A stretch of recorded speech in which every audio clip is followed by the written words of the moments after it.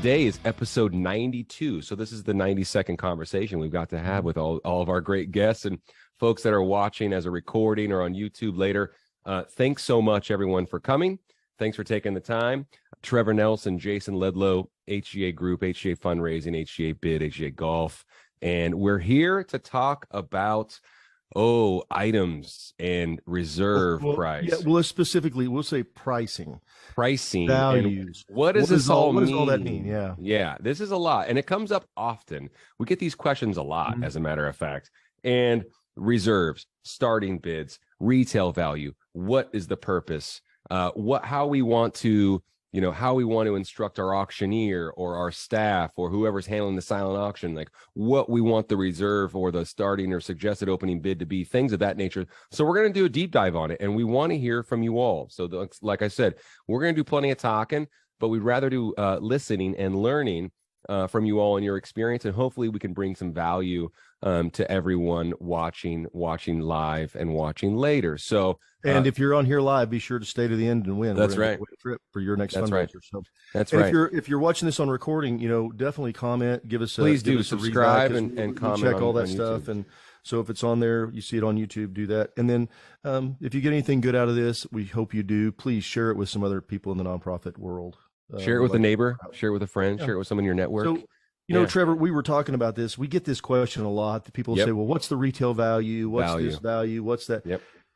And I always ask the question, well, what do you want to know for? And I don't mean, I'm not pushing back you're not on being the question. Snide, No, I'm not. What's the purpose? But I want to know, what are you going to do with it? Because, we're in the business of helping people raise money. And so, and this goes for, it doesn't matter whether this is a donated item, this is a consignment item, whatever it is, you really want to keep this in mind. A lot of people will default and just say priceless. Okay, that's great. Some people will want to put a value on it because they like to list it. They like to see it. My question is always why? Why do we want to do that? What is the purpose? If your purpose is, and I'm going to use a live auction, and then I'm also going to give a silent auction for sure to you. And so, and any questions you have, just hit me up. Any scenario, we want to try to address that. So, one of the things, as having formerly been a charity auctioneer, and having done this, I've seen a lot of really wonky things. Like we'll have, used to, we'd have the guy, they still do, people have the program, you open it up and it says, live auction item number 1. It's going to be, a party at the Johnson's home, this backyard party for 20 people, blah, blah, blah, this, that, and the other, donated by Mr. and Mrs., Dr. and Becky Johnson. I'm making those names up. It's just whatever. Sure. And lovely people. So all that stuff comes up there, and they'll put that up there, and they'll say, well, the value is, $5,000 or priceless or whatever. And my whole reason is, well, why do you even need to do that? Because what you're doing is you're doing a couple things. One is you're putting a number in somebody's mind that has nothing to do with, we're here to raise money. We're not here to set the market. And it really doesn't matter. Having done this for 30 years, I can tell you it just doesn't matter. The only time it comes up, and I'll hit on this at the end, is what I'd like to talk about this, is how it works within the IRS and all that. And people are Doug had a quick question about that, brother. Yeah, absolutely. And we'll get that. Yeah. And so that as well done. So when you're putting all that stuff out there, now this is where it does matter. Just because I don't put it on a program. So let's just say I've got that dinner and we're thinking, what do we think it ought to bring? Well, we think it ought to bring $4,000. Okay. Let's just say that we think that that's what it might be worth. I don't want to have the number 4,000 anywhere around it, because it does a couple things. One, somebody sitting in the audience, either they're going to say, oh, wow, it's $2,000. That must be pretty cheap. Which is okay. I want them to bid, but I want them to bid because the mission. I want them to bid because they want to go on the trip. I don't want to do it because they think they got something cheap. Okay. Because if that's how we're going about it, if we think that's the case, then we get into trouble, because we're putting an expectation on what the value of it, what they're going to get. We list everything that they're going to get, but that's it. So that's where you got to be really careful, because there are some people, we deal with this a lot, where somebody buys a trip and they bought it for $3,000. Let's do a Caribbean all inclusive. And the auctioneer said, this is an $8,000 trip. Well, we never, ever give those kind of values to anyone.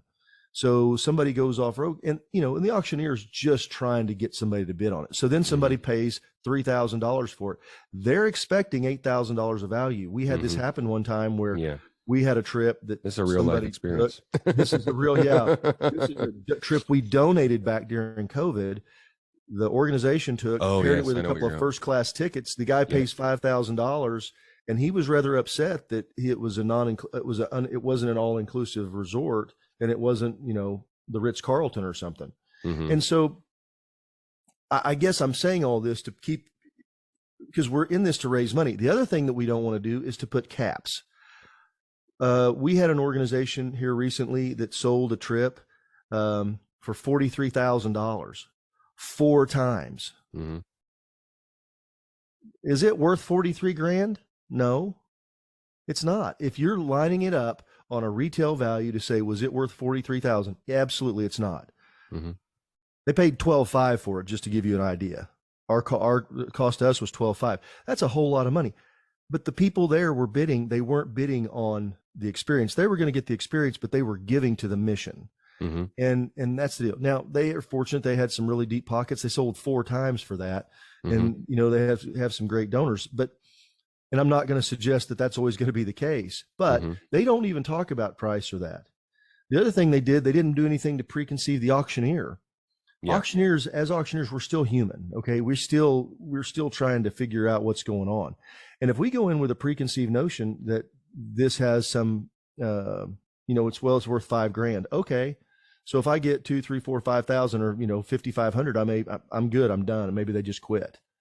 Whereas if they keep pushing in the right way, I don't mean to stand up there with them, take 10 minutes on it, but if they keep going the right way, they've got the right mindset, they can go beyond.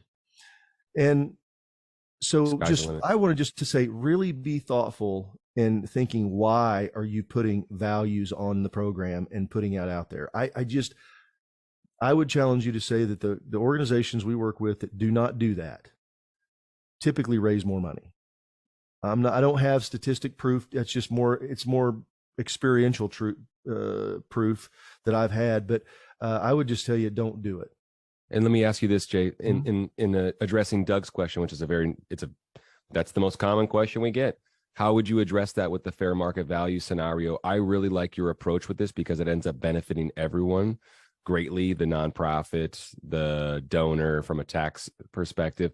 How would you suggest when someone comes back and says, hey, Doug, you sold this trip, this consigned item, or pardon me, I bought this trip, this consigned item from you. What's my tax? What's the value? So I can give it to my account. They should be issuing a statement out to you regardless. I mean, they're supposed to send those out to say, this is what your donation was. Let's say it's a consigned item. Let's say it's a consigned item, and the reserve is $19.95. What do we tell them? I typically tell them what to do is put $19.95 down on it. Yep. So everything above and beyond that, they get $4,000. Well, if they're going, and this is where this is kind of a deal. That's what the fair market value was. That's what you paid. That's what you guys paid for it. $19.95. And if they paid $4,000 for it, which they write off the difference. That's where if you have a trip that costs not $2,000, you want to make 100% on it at least. Yep. So that's the part that they can write off according to the IRS code. Yep. I really like your approach with that. A lot of people, I will tell you what a lot of people do. They don't go by that. They'll write, donation $4,000. That's up to them. That's up to them to do that. Sure.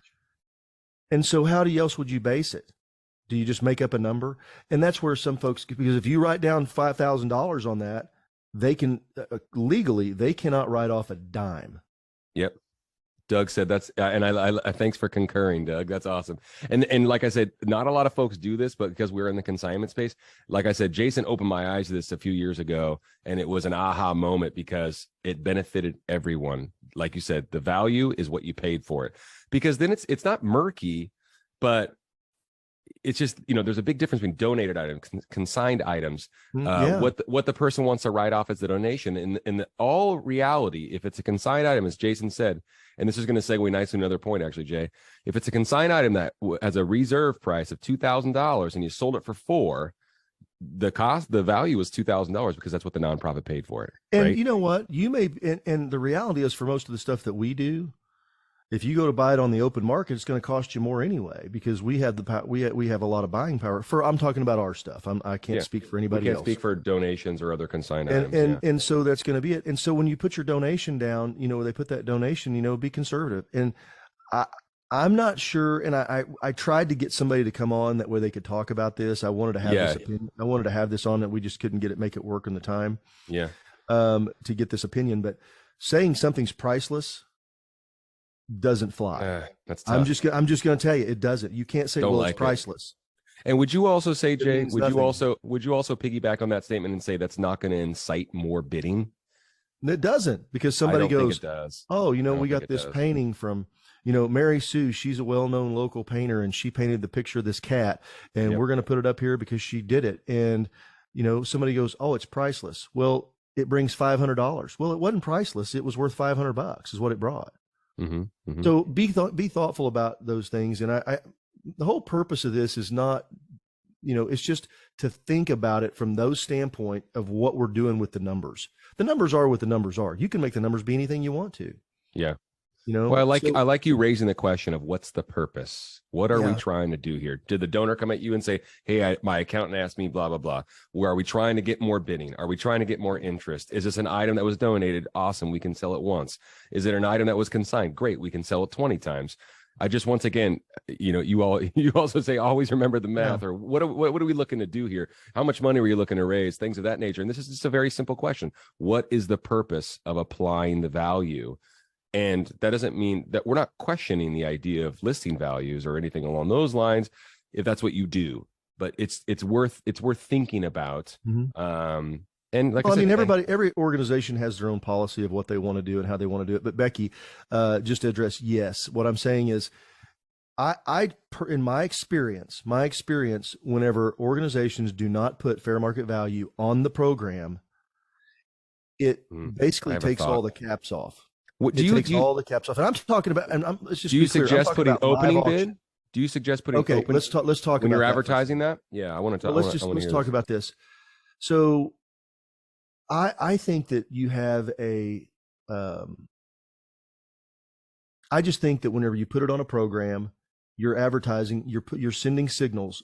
It's all psychology. It's all perspective. It's marketing. Perception. You're sending a signal. This is worth $4,000. Now there are going to be opportunities. There are going to be events where you could put $1,000. It's worth $1,000, and somebody pays $10,000 for it because But the reason they're doing that is because they're dialed in on the mission, and that's the story. I personally think it's an exercise in folly to put the number on the program.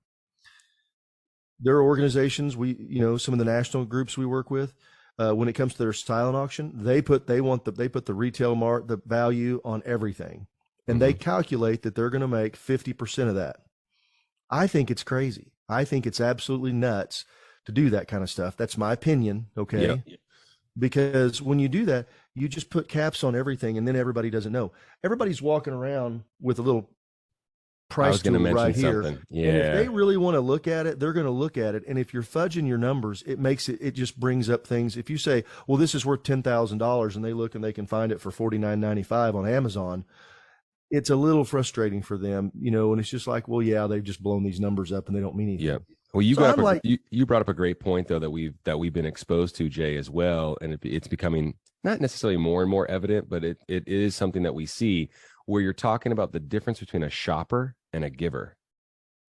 Oh, right? yeah. Like, and we need all of them. I mean, we need all of them to participate. Some people start shopping. They because they're professionals at it. And I'm not disparaging people that are shoppers, but well, I'm great at it. Let's use an example. My point though, right? Okay, let's use an example. I'm gonna switch over to silent auction for just a second and talk about something like that. Let's do it. So let's say that there's a Yeti cooler, and the Yeti cooler, and I don't have one, but let's say I already had one, and I know what they cost because I paid $500 for the little Yeti cooler, and I like it and I see it there. Do I really want to pay $600? No, I've already got one, so I have nothing. So if I see that it's at $100, yeah, I already know what that value is, and so I'm going to bid on it. But once it gets up to maybe, and maybe I give 200-300 for it. Once it gets past that, I'm like, I don't really need another one. It was just cheap. Okay. We need those people to help us bid. We Sure. do. We need them to come in and put bids in, and they're going to pick some stuff up here because people like me go to these events and I bid on everything, knowing that I'm probably not going to get anything. I'm just trying to help the organization. I'm just trying because I don't need any more stuff. But on, again, you put that value up there. I just think it does. I don't see any benefit to it. I really don't, because everybody's got a price tool in their hand they can walk around with. They really want to look it up, they can. I think you're talking about some 2022, 2023 and beyond stuff, man. I actually think you're on something. Yeah, I just don't think it's necessary. I think if you let it go, somebody sees it and they go, you know what, it's for a good cause and I want to get it anyway. I like it. That's what you're looking for. That's the person that I want to have in my organization, in my donor base that's going to do it. You're advertising these items, for instance, pre-event, Jay, with like the super silent, premium silent, or just a regular silent auction. Are you a proponent of advertising the opening bid, just so folks can get an idea? I don't know that you necessarily need to do that. I don't know that makes anything that, like, okay, for example, if you're advertising it and you've got an auction software and you put it out there, you're putting stuff out there and you're sending it, to say, hey, these items are going to be there because you're advertising it, not open yet, but it's here. And, then it comes up and it shows. I don't know that you need to have the opening bid. I think you just put it out there because I just want somebody to want the trip. I don't want them thinking about how much it costs yet. I want them to get emotionally attached to it. I want them to be emotionally thinking about going to Italy, or emotional about seeing, going to that house in Aspen that, or as Becky found out, she had somebody who donated a yacht for a weekend. I just want to see a picture of the boat. Yeah, we call it figuratively packing the bags. Yeah. You know what I mean? Yeah. I say that a lot nowadays. It's like we want folks to get the wheels turning and packing the bags. Yeah, now let's talk about starting bids, because you mentioned that. I think starting bids are a really good thing in live auctions and in silent auctions. I very much believe in having that. And I'm going to give you a couple of things. Now, this time I'm going to start with silent auction first, if that's okay. Yeah. I think that even if it's a donated item, I think we have to be thinking about, whether it's donated, consigned, whatever, it doesn't matter, that having a starting bid that somebody's going to do it with increments in there. Because here's a statistic. Now, I don't have this exactly corroborated, but I'm basing this just on our internal data.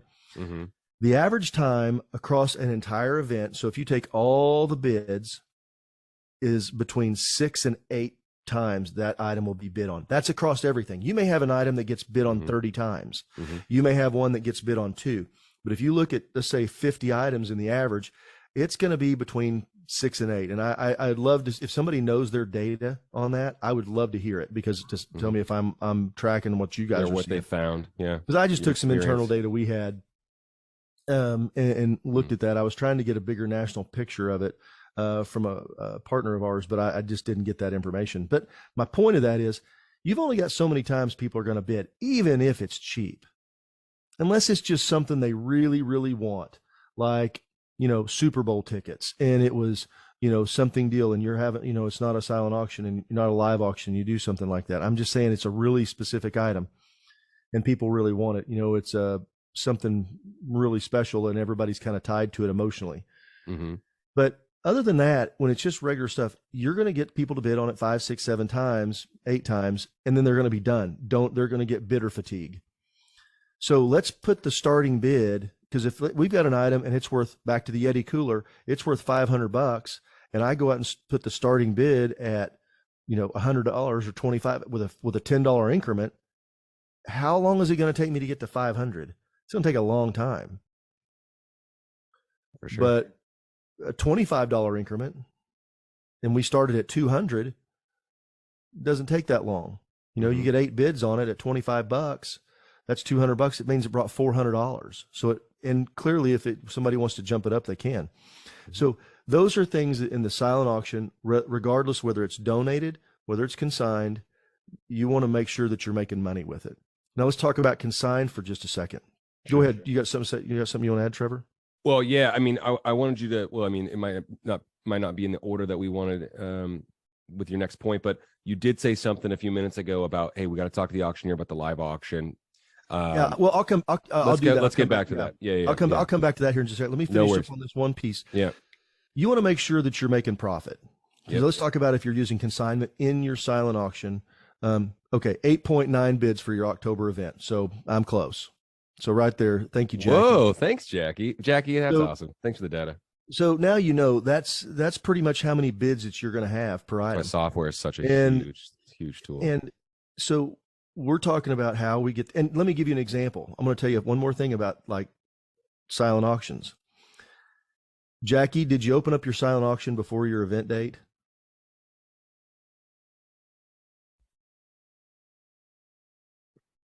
The Friday afternoon, and this was for a Saturday event?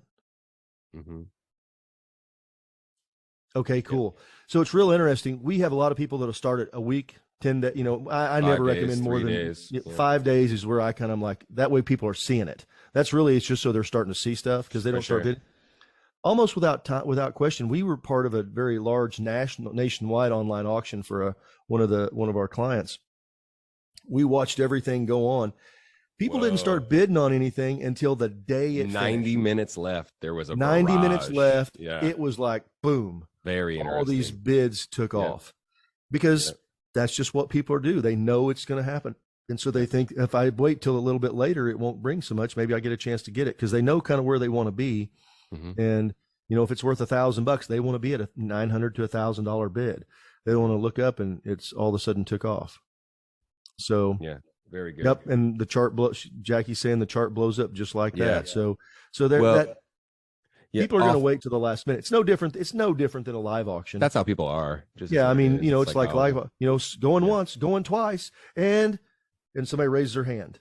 Yeah. So that's just the nature of it. So if we're thinking psychologically that way, we're thinking about how we're going to get in front of people, how we're going to do it. I want to start my bid where I know I'm in the money right from the very first. If I only get one bid, we're making money. If somebody gives me a $500 Yeti cooler and I only sell it for $100, I wasn't a very good steward with that. Correct. Now some stuff happens, and I know I'm not talking about Yeti coolers because they're like crack for people at auctions. They bid crazy money on them. Yeah, but they're pretty ubiquitous. I just want to say, keep that in mind on donated items, consignment items. So if you've got a consigned item, something that costs you money, it's going to cost whether it's when you sell it. Yeah. You need to make money on everything that you do. If you don't sell it. Let me give you an example. Let's say that you put a trip in your silent. We have a lot of clients that put trips and experiences in the silent auction because they're trying to keep their live auction down to 5. And so they put these in there. And they put a starting bid where they're making 25% from the very first bid. That's what I recommend. I always recommend 25% silent auction. That way, if it just has one bid, you made money. Okay. Yeah. And you got to return. If you get the average of 8.9 bids, then you can make a lot of money. Now you're getting there. I want to start in the money, but I don't want to leave anything to chance. I don't want to sit there and see somebody bid, because I've literally had people that have set it at $5 over. We've had people do. I'm like, why did you sell that? Why did you do that? Actually, you just took out. You just took out, $2,000 out of your auction, and you're making $5. Let's not do that. That's just not a good plan. And that doesn't happen very often, but it has happened. And so I just want, be good stewards with our opportunity. So in the live auction, when we're talking to our auctioneers, one of the things that used to just drive me crazy was, and I really didn't know, 40% of. Yeah. I love that feedback, Becky. You start at 40% of value, but Becky, that may be the starting point, which is great. So if you had a consignment, where would you start it? Where do you guys do that? If you were, I don't know that you did, but if you were to do that, do you have a policy for that?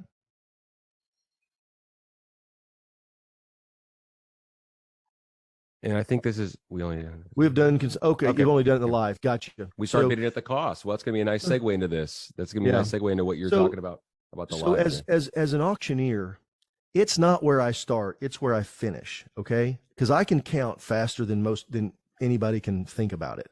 And most auctioneers can. My point to that is and I can change numbers and go back and forth much easier than we can in like a silent auction. So if I start, if it's worth $10,000 and I started at $1,000, it's okay. We're going to get there because I can count really fast. if I need to change the increments, if I, as people are bidding, so I can stay up as the hands go up and I go 1, 2, 3, 4, 5,000. And, maybe that's where I started off asking. But my point of this is give your auctioneer the ability to understand what's going to make you money. Yep. So we need to get this early much on for this item. We need this much. Yeah. Before I was way back, 20 years ago, really kind of when a few consignment things came out, I had an organization came and I was doing an event and they said, here's what we've got to have, $2,000. I sold it for $2,200, thought I did a great job. Maybe, and she goes, well, we just made 200 on that. I was like, oh my gosh, why didn't you tell me? You told me the reserve, and it just didn't compute for me. It's been a long time ago. I didn't have the experience I do now. Is that I needed to be thinking about what is your actual cost, and so that's where I would start asking, what is your cost? Okay, if I get, and they said my cost is $2,000. What's the minimum? How much money do you have to make on this to sell it? Well, what do you mean? Well, do you want to make $5 or $500? Well, we want to make $1,000 on it. Okay, that means my minimum is $3,000. Cool. Now I know what to work with. Where are you going to start the bidding at? And where am I going to start the bidding at? It just depends on the crowd.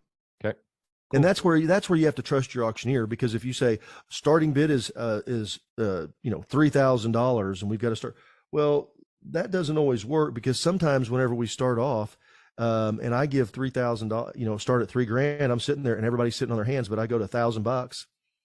And I go, all right, who give $1,000? 15, sure. $2,000, 25, $3,000, 35, $4,000, 45. Yep. It just goes, and that's the thing. You have to trust your auctioneer. Yep.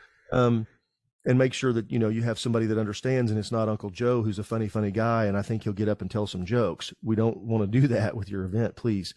So, coming back to the whole thing with values, I just tell them where you, and we want you, with our stuff, we tell people we want you to make between 50 and 100%. We want you to make at least 100% on your money.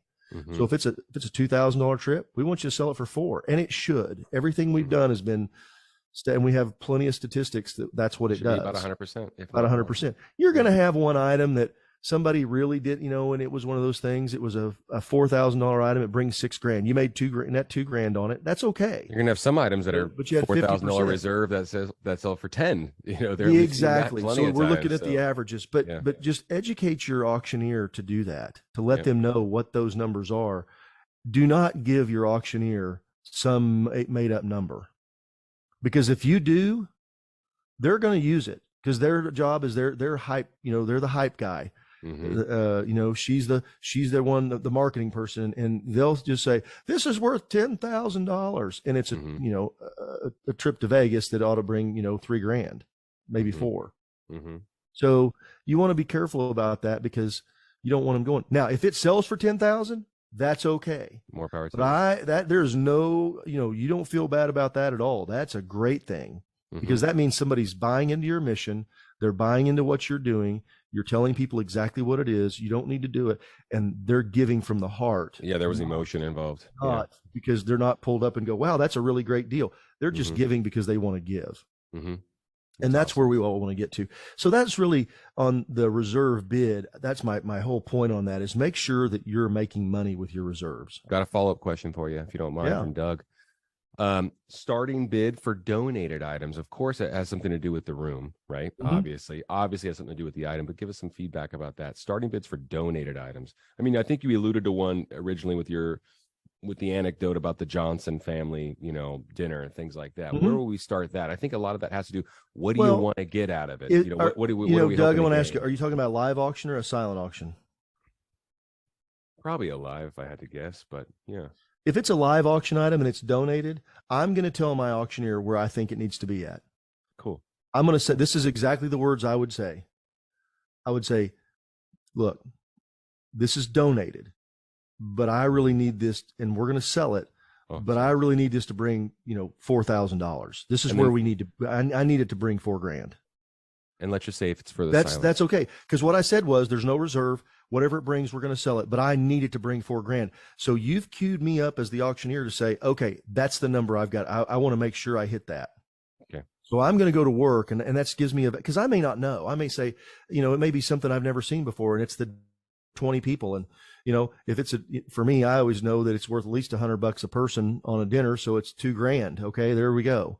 And there's my starting bid. So that's back to the reserve. That's where I would put a reserve, but not a reserve like a hard, because, if it gets $1,800, it needs to bring, we said it needs to bring $4,000 and it brings $3,000. You still want to sell it. That's $3,000.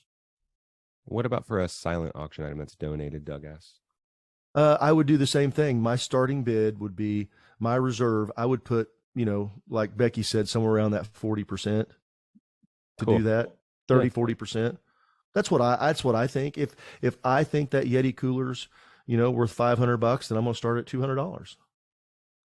A third, somewhere around there. That's where I think it works. Oh, good. Doug says he uses 40% too. That's awesome. That seems popular. Yeah.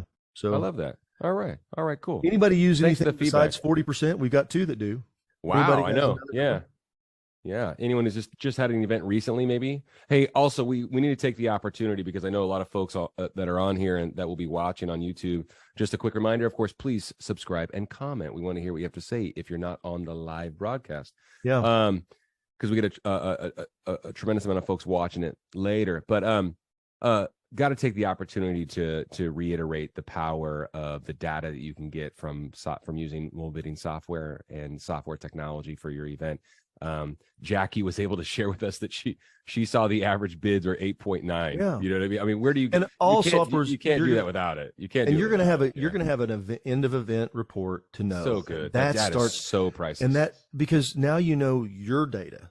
Because I can give you data from across the country and across our client spectrum, but now your data. So good. And if anybody's not using software, and this is not a deal on software, there's so many things that you can do with the number of bids.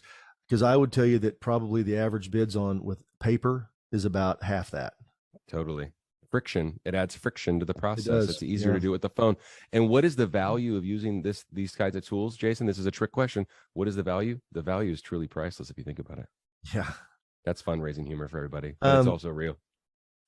So, I hope that helps with the retail, why, retail values, and why I mostly, my opinion and experience is they're inconsequential when it comes to putting them on a piece of paper, putting them on a program.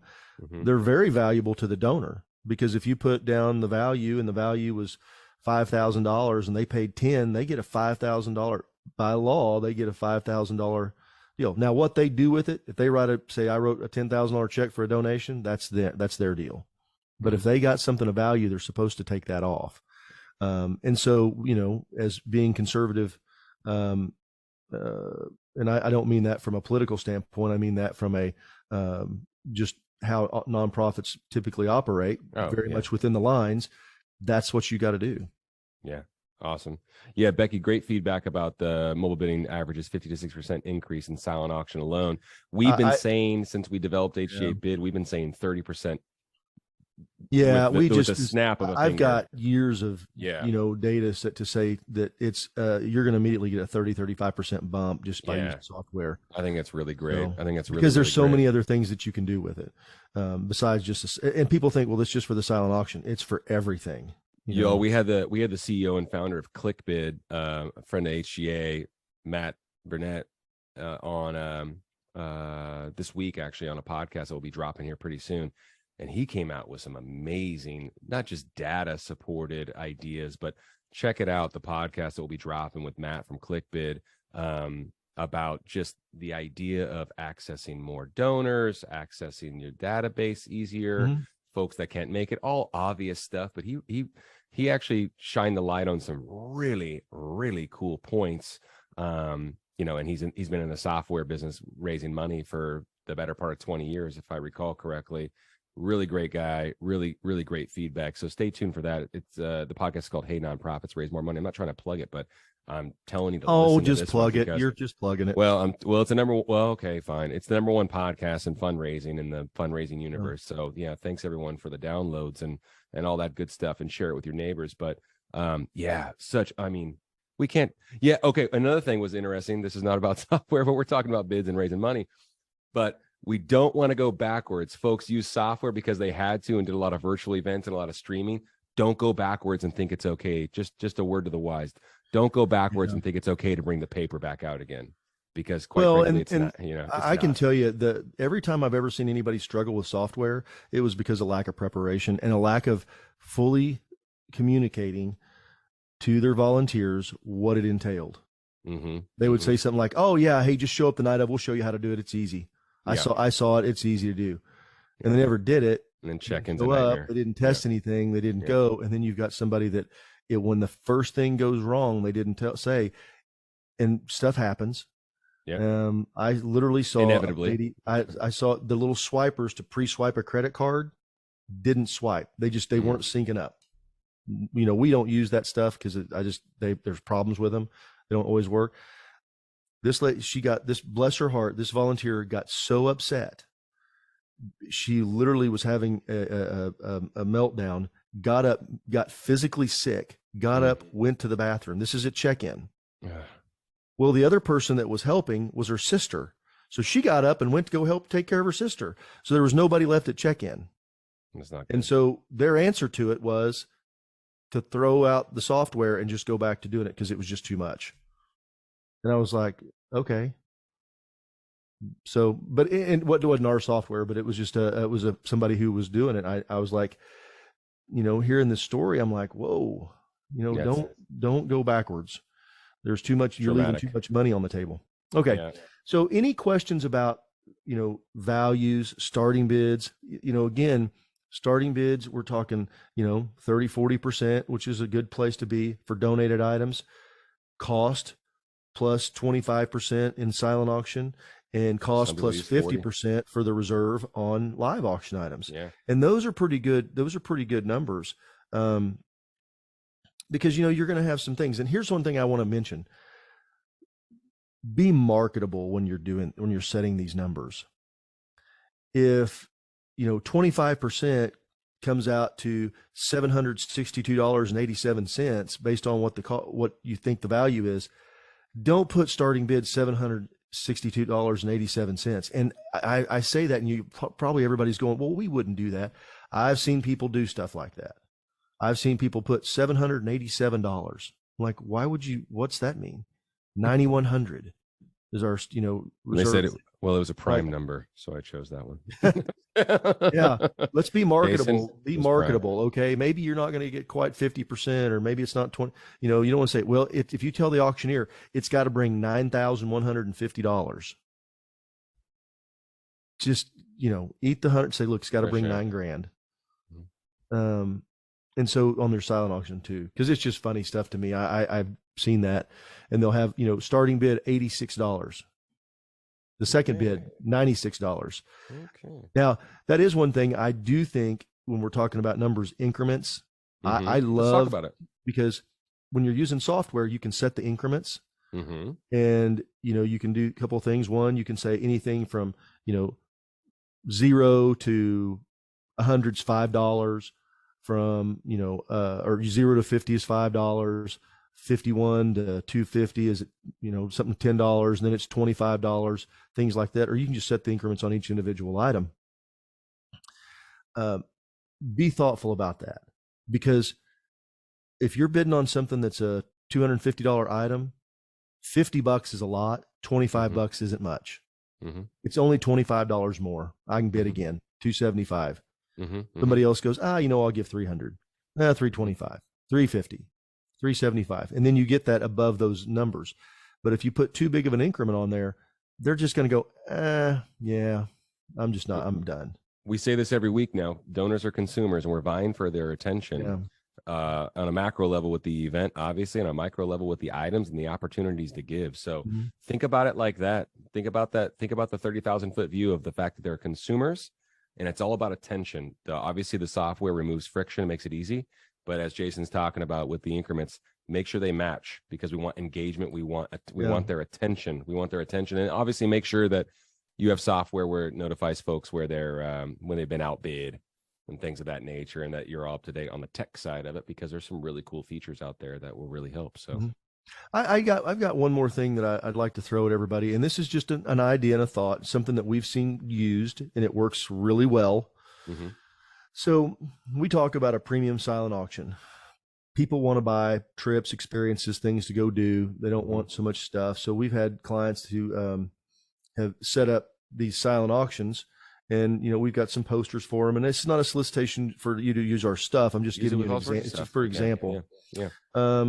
But they set this up because, like I said, they only had, they only really had time in their time slot for 5 items. That's kind of how they built it. And, that's not a bad, I used to say 10 to 12, it's kind of backed off where we're seeing higher dollar items, lower cost, but whatever.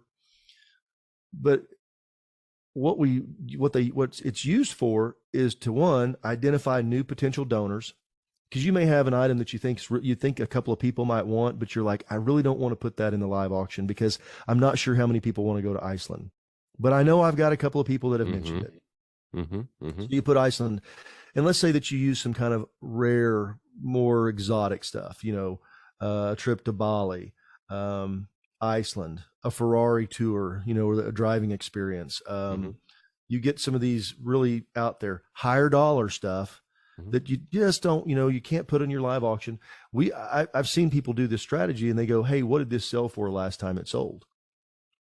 Sold for $9,000. Okay. They just put a little sticker on this, last sold for $9,000.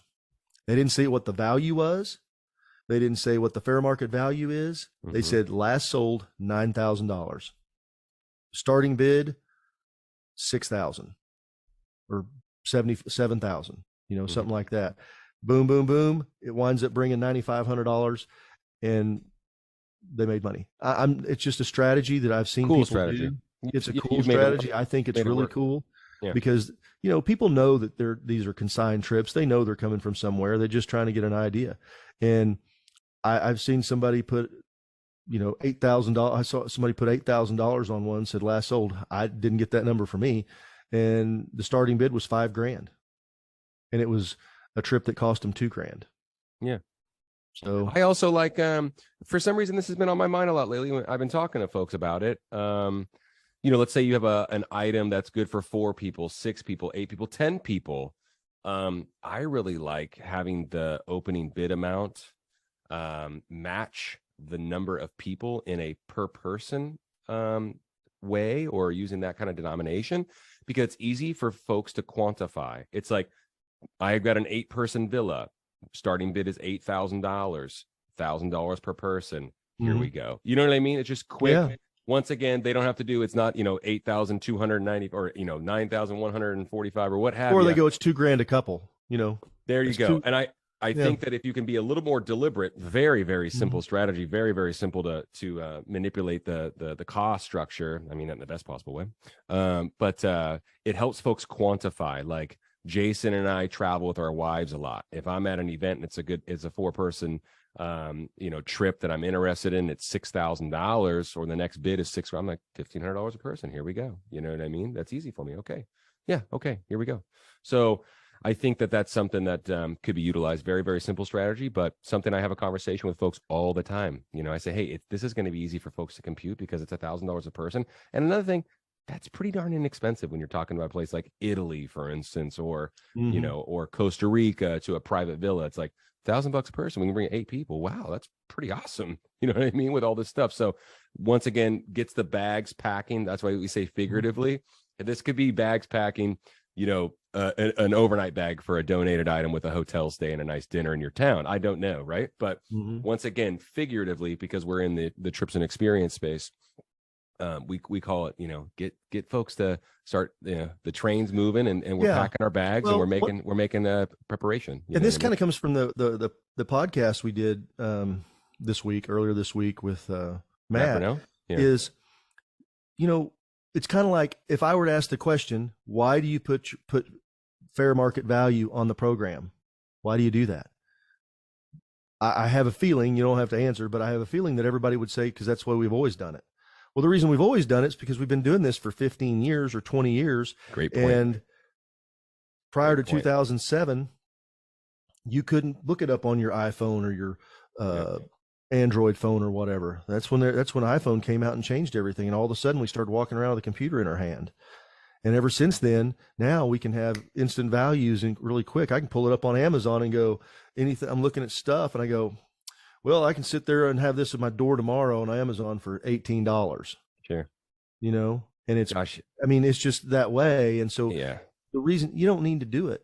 Yeah. Because Everyone who's listening, please don't let what's going on right now and the future of fundraising, don't let that be an open invitation to go back to doing what you were doing in 2019.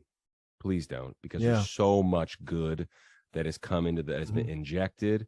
The vessel, of course, I know it was horrible, but we couldn't do anything about it. And everyone really buckled down and raised a tremendous amount of money during one of the most challenging times in the history of humankind, of course. I mean, we saw fundraising in the United States go up. Giving in the United States went up. We're a company that was predicated on folks gathering in large groups in person and bidding on trips and experiences. So take it from us. We know it was difficult, but we all ratcheted down, and we're all the better for it. So much creativity, so much wonderful thought, so much dialogue, so much success has come out of the last couple of years. Please don't let blue skies in front of us or light at the end of the tunnel or whatever, however you choose to view optimism and things of that nature. Please don't let that be an open invitation to go back to doing what you're doing in 2019. Because I will also tell you, this is a mistake in thought, in psychology, in planning, and strategy.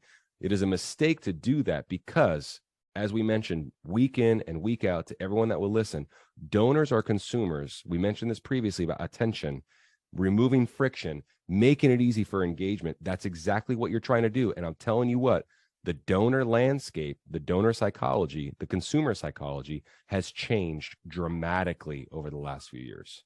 I mean, I'm talking about exponentially different. So bear in mind that it's also a competitive market. You know what I mean? There's a lot of different organizations, Jason, we've seen some data. I'm not going to repeat it right now, but we've seen some data about how many nonprofits have been started, of course, in the last couple of years as well. And that is not going to be a trend that is discontinued. That's going to continue happening. So it's very competitive. So when it comes all the way down to, how easy it is for your donors to get involved, what you're doing to get new supporters involved, and everything across the board, venue, menu, the event itself, the celebration itself, focusing on the mission, all these things, please keep that in mind. We're imploring you all to do that and not go backwards. That's for sure. Just because things seem back to normal, as I hear every day, you know what I mean?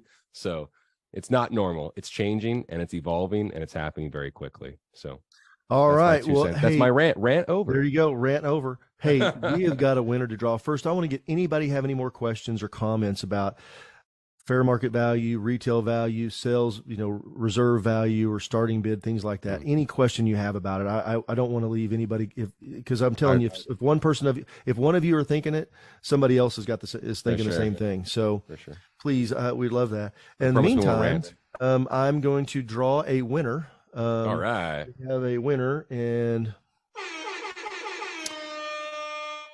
Lorna Nash. Nash. Congratulations. Lorna. Everybody give her a big hand. Woohoo. Lorna, in the chat, tell us where you're from and the name of the organization, all that good stuff, will you? Yeah. Awesome, Lorna. We want everyone that's watching now and later to see that. So congratulations, Lorna. You just won a trip that you're going to be able to use for your next fundraiser to help you raise more money. And we'll help you with the reserve. We'll help you with the opening bid and all that stuff if you like. Okay. Yeah, that's really cool. Really cool. Hey, I just want to say thank you. I want to say thank you to all of you taking your time out to come in here today. Everybody who's watching this on the recording later, it means a lot to us. We really do enjoy doing this, and I am so fortunate I get to talk to nonprofits. Trevor and I get to every day. And I'm not just talking about people that are clients, but just that have issues or they're trying to figure something out or doing it. Yep. We really get a lot of joy out of doing that. So thank you for being a part of this for us. And we hope that you guys will have a fantastic Thanksgiving. We have a lot to be thankful for in this country. And I just hope you go into it, get to be with your family and friends. And we will not be here next week. We're taking the week off. But we'll see you December 1st. We will be back guns a-blazing here in a couple of weeks. So thank you all so much. I really appreciate it, Trevor, our whole team. And so we wish you very much happy Thanksgiving. HGA Nation, Team HGA thanks you. So hopefully you brought a lot of joy and value to your day with this. And we'll see you all December 1st, I believe. Absolutely. Episode 93. Episode 93. Episode 93. Yep. All right. All right. Thanks, brother. Everybody. Appreciate you, man. Appreciate Take care, everyone everybody. here. Thanks so much. see you all. Congratulations, Lorna. Have a great holiday, everyone. Thank you.